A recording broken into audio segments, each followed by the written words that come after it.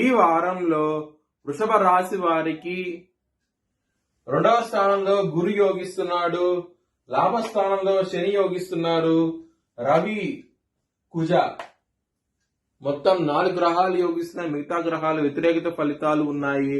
బ్రాహ్మణుడికి అన్నదానం చేయండి, మంచి ఫలితాలు ఉంటాయి. దుర్గాదేవి టెంపుల్కి వెళ్ళండి, ఇంకా మంచి ఫలితాలు ఉంటాయి. సోమవారము ఆదివారం రోజు ముఖ్యమైన పనులు స్టార్ట్ చేస్తే కనుక ఖచ్చితంగా విజయం సాధిస్తారు.